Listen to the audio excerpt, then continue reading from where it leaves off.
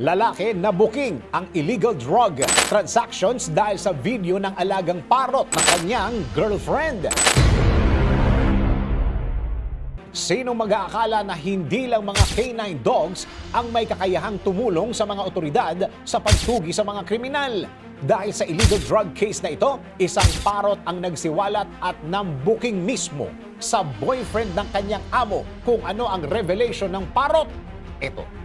Kahit na nasa loob ng bilangguan ay nagawa pa rin pamunuan ng 35 anyos na si Adam Garnett ang isang gang mula 2023 hanggang 2024 kung saan nadiskubre sa selda nito ang ilang mga cellphones na naglalaman ng mga pruweba sa kanyang illegal transaction sa labas ng kulungan.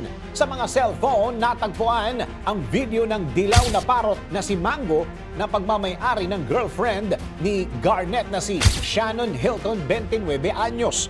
Doon po sa video, maririnig at makikita si Mango na nagsasalita at pinaglalaroan ng mga drug money.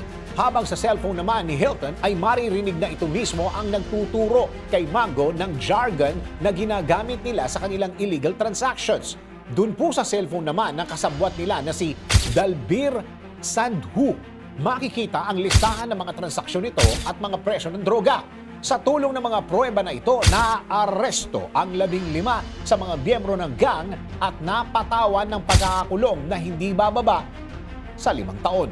Habang si Garnett naman ay makukulong sa loob ng mahigit 19 na taon at ang kanya namang girlfriend na si Hilton ay 12 years na mananatili sa likod ng mga rehas. Samantala, natagpuan naman ng mga pulis si Mango nang magsagawa ang mga ito ng raid sa mga kabahayan kung saan nasabat ang kilo-kilong iligal na droga.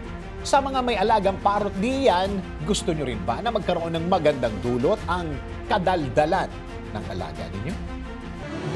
DWIZ Research Report. Report.